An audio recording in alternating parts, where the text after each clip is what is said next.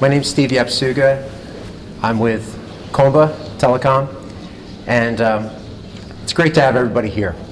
I'd like to start off, and I'd like to thank DAS Congress, DAS and Small Cell Congress, for allowing us the time to speak with you today. And over the years, DAS and Small Cell Congress has always been a great meetup opportunity to share best practices, trends, and really have a great mind share. 2 years ago, I don't think Farzin and I would have this open discussion with all of you. But those serving in this space, they've seen a significant shift in how the enterprise funds their in-building systems. And there's many new options that are being presented. And 18 months ago, it certainly was very different. But today, now, the enterprise is open to all these alternatives. And they're open, and it's open to discussion. Today, we're going to discuss this change in the marketplace, where the most significant growth exists, and how one can successfully go to market. And we're also going to share some recent success stories and share some best practices on what lies ahead in the future. Understanding and capitalizing on this new model has been a challenge for both manufacturers and for solutions integrators. And this afternoon, we're going to take a deeper dive and crack this code together and help you win more projects. The traditional business model, the operator model for funded projects for service integrators, have quickly dried up over the past few years. And now it's shifted to a model where enterprise customers must fund these projects. So quickly identifying the projects, that's a first step. But really, the deeper dive is to understand how to be successful and differentiate. So Farzin Yazdani is going to take a deeper dive with this case study, and we're going to help uncover some of these solutions. So, the world of DAS is changing. I'm not sure how many folks are on the East Coast, but are coming in from the East Coast, but I can tell you over the past few years, I've traveled up and down the East Coast a lot. I've never seen so many cranes before, just popping up and down from Nashville to Baltimore to DC, Orlando, New York. And what's interesting is this dynamic growth, this aggressive growth for all the REITs is now pushing for a new workplace for the future. And what's happening is now there's a different type of expectation. And the expectation is this kitschy Google, Facebook, Candyland approach for every small and medium-sized tenant. And at the same time, they have to drive meaningful value. The building owners have to drive meaningful value, the economic development, and continue to drive value. And there's a lot more technology now today than just fidget spinners and slime. Now what we're seeing is with IoT and this 40% year over year of compounding growth with the data demands and data consumption, you've got these new technologies with like vehicle to infrastructure and location tracking and M2M. So with all this new development, the tenants now have an expectation of always on availability. So to better understand these trends, we're going to first take a look at the business models being used. And here's a general overview of the commercial real estate market and the business models, the key business models that are being used. You've got operator funded, the neutral host, and the enterprise. And operator funding is really kind of the long ball. It's the long ball play. And those marquee locations, as you've probably heard with some of the other presentations, the A+ locations, these are starting to dry up. And the macro is pretty well covered, and the operator isn't willing to necessarily invest in the enterprise because there's so much, the magnitude of buildings. And with the neutral hosts, we take a look at the neutral hosts, this is the focus on the large targets. And it's almost like sharing this new prisoner's dilemma.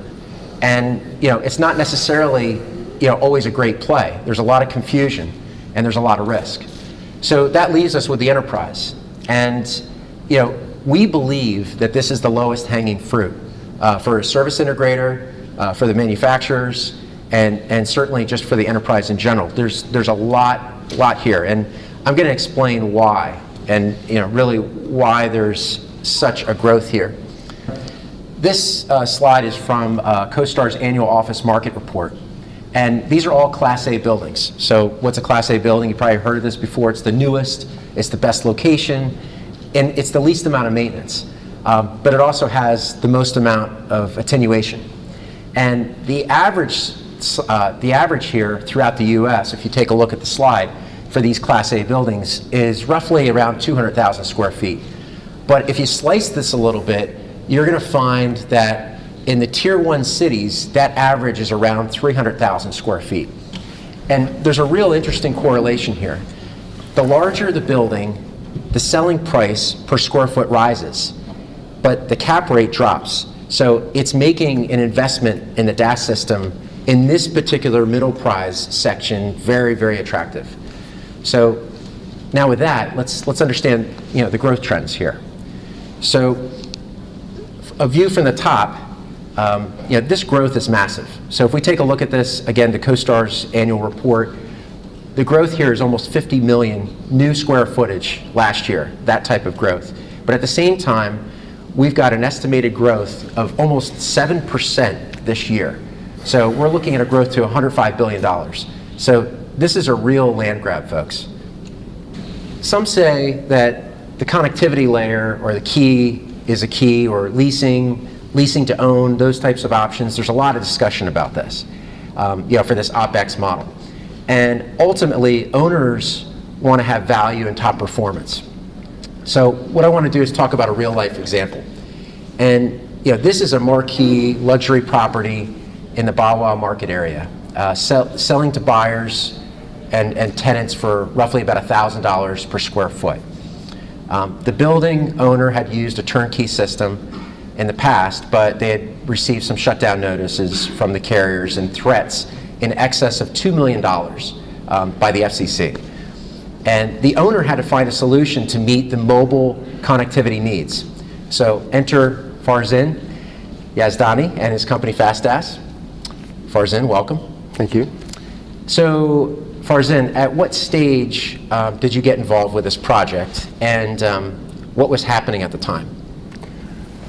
So this particular project, we were brought into it because we had shown a positive past performance on another project that they brought us into. They had initially engaged us a year prior to this project, and they brought us in to do a technology evaluation. This is a luxury developer in upscale markets. So they build luxury mixed-use, multifamily residential properties, high-end, and they build it in the good parts of town. So they are risk adverse, they are conservative, and they wouldn't go with a non-compliant carrier system knowingly. But what we found is that there's a lot of confusion in this market. There's a lot of confusion between what will be accepted by the carrier and what will not be accepted. And the enterprise customer is not savvy in terms of the RF engineering. When I'm talking to Verizon and AT&T, they are savvy. They know exactly what they want. Down to the KPIs, they know exactly what they want. And when you're catering to them, you're delivering to exactities.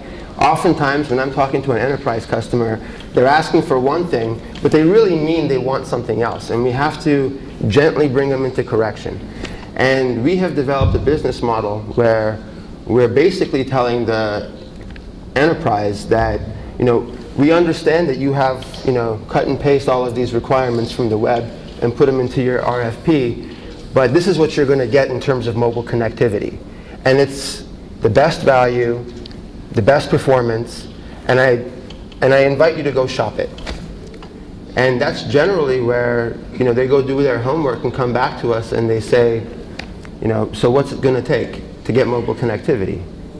When we went into their initial properties to do our technology evaluation, they'd already gotten letters to shut down their existing non-compliant systems From first AT&T and Verizon, then the FCC got involved. So they had to shut them down. So they understood that they don't understand DAS at that point. And I feel bad for these customers because they're being bombarded by misinformation, they're being bombarded by confusion, and they don't know who to trust, they don't know who to follow.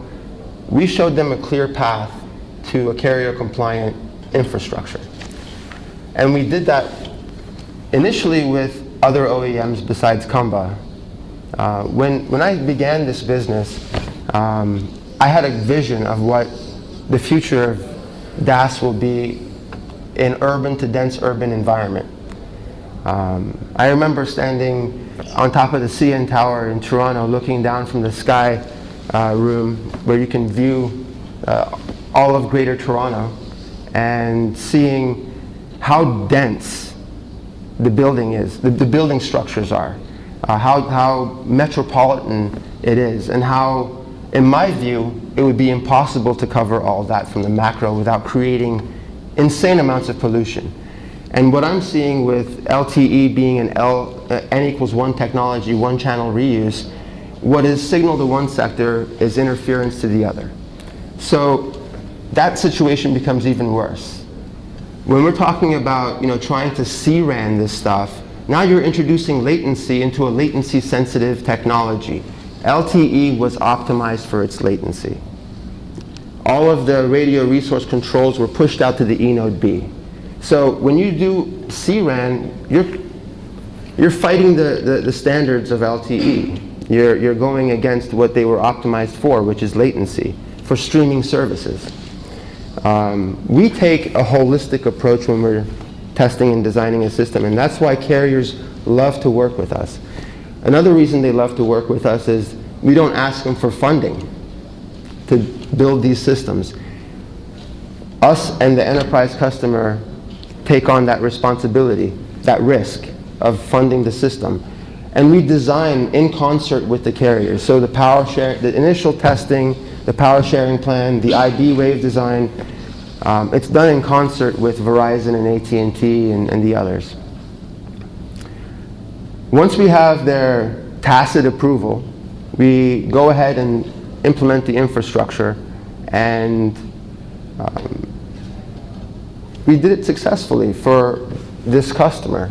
And then they brought us into, we went from one project to all of a sudden 4 projects immediately on the back of that. And what we're seeing is that if enterprise customers have a risk-free avenue to mobile connectivity, they will entertain it, they will look at it. But what has been created in the marketplace is excessive confusion, and non-technical customers like the enterprise, they don't know who to believe because there's a lot of misinformation out there. So that's one of the challenges. Okay, so let's take a quick let's back up just a little bit, and let's talk about this case study and this project. I'm curious about what made you select this technology solution. What was part of your evaluation process? So the first thing we look at is compliance for carrier standards. We only build carrier compliant systems, and what that means is having a deep understanding of carrier standards in that market. And that's the first thing we look at. Then we look at performance and quality of the actual product, and the efficiencies in terms of the deployment and the cost to deployment. And we also, what's really important to me as a businessman is the partnership that's being offered. Channel protections, shared opportunities, certification, training and certification in the product, and how forward-leaning the OEM is in supporting us. What we found is that out of all the OEMs that we are certified to work on, and we're certified in multiple different platforms, we were most impressed with Kumba. Okay, so I'm specifically also interested as a follow-up in terms of the challenges that you're facing with this project. What were some of the constraints that you identified? And perhaps maybe walk us through what you felt that you had to do to differentiate yourself for this project? No, so we already touched on some of the challenges. Talking technical to a non-technical customer, that's a challenge. Trying to get them to believe you when they have been lied to in the past, that's a challenge. Also another challenge, I mean, inherent to a neutral host DAS is coexisting competing stakeholder interests on neutral infrastructure. What we found, and I'm sure I have some carriers in this audience right now, is that carriers, if they wanted to figure out neutral host, they would have done it by now. They have more money than me, they have smarter people than me. If they wanted to figure it out, I would have nothing to offer this marketplace. But the reason they are having trouble with neutral hosts is manifold, and it's a business challenge for them. So they really do look to a third-party operator to be a neutral party in negotiating these things.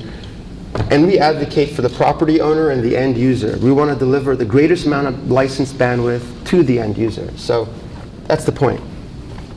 So let's talk a little bit about future thinking. For whether it's going to be service integrators out there or general audience carriers, whatnot, everybody's looking at condensed footprints, and you could look at some of the future technologies that are out there, the 3.5 CBRS, the LTEU. Does that even really matter to you, or if you're seeing how that the future technology is coming about? And obviously the pushback with Wi-Fi as well. No, it does matter. I mean, we evaluate from an engineering perspective as what's going to be disruptive to our business, right? And so my question back to you would be, so when is it going to stop being vaporware, and when is it going to come to market? Mm-hmm. And when it does come to market, can we deploy it and also make it a part of our portfolio of solutions? My experience in RF engineering tells me that when you go into a higher band, it takes more energy per unit coverage area. So if I'm going to 3 gigahertz or 5 gigahertz or 6 gigahertz, my coverage area is going to shrink per unit power. FCC regulates how much these devices can emit when they're close to people, and it's 23 dBm. That's 200 milliwatts. That's a challenge. That's a challenge. And in an unlicensed space, there's a lot of challenges, and I don't see how a business model. I know that there's companies creating business models out of managed services for unlicensed, Wi-Fi, and so on and so forth. That's all best effort. Anybody can create a hotspot with a device. Anybody can walk into your building that you've deployed, your expensive Wi-Fi system at, and totally mess up coverage for everybody with their hotspot. And you can't do anything about it.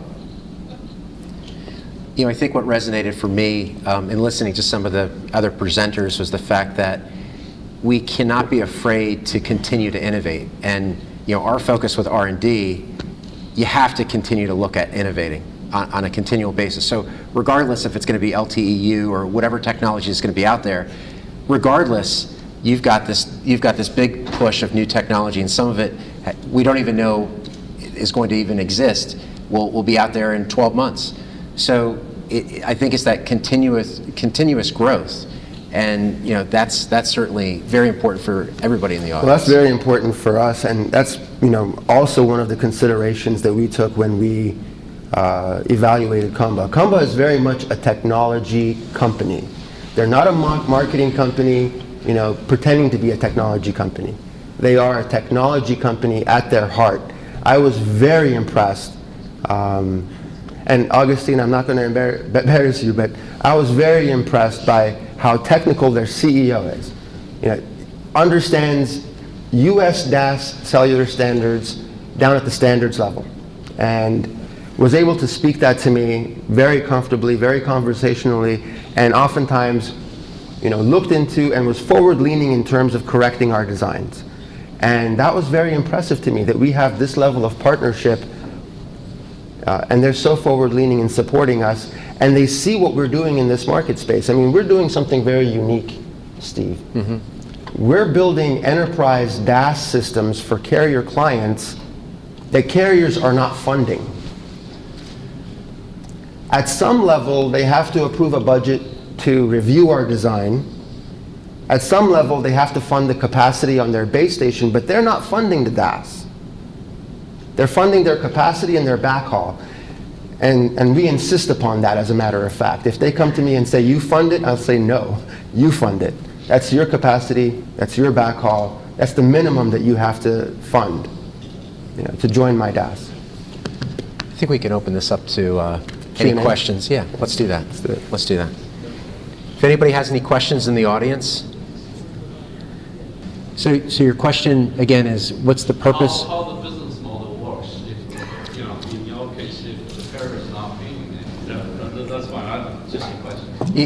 I alluded to this before about the argument of the lease option, and is that the way to go? And as a service, leasing as a service, and there isn't necessarily the right way or the wrong way. It's just a process, and I think for every building, although our technologies, there's a real correlation between each of ththese buildings between 200 to 500,000 square feet. However, they have to be looked at individually. Each application is a little bit different. The new buildings with all that the lead, you've got all that attenuation problem. So where older buildings that have been around 60 years old, you have to look at it differently. So from a design perspective, it's looked at differently. From a business standpoint, it's looked at differently. From an OpEx or CapEx, sometimes you have to turn it upside down on its head. And I think that one of the takeaways here is that you can't look at it with just blinders, for everything. And I think it's important to be sensitive to those changes. Any other questions? Excellent. Well, I think we've got happy hour after this. So at least for that, I want to thank you all for your time. Appreciate it. I want to thank DAS and Small Cell Congress. We'll stick around if you have any other questions or want to stop over. So thank you very much.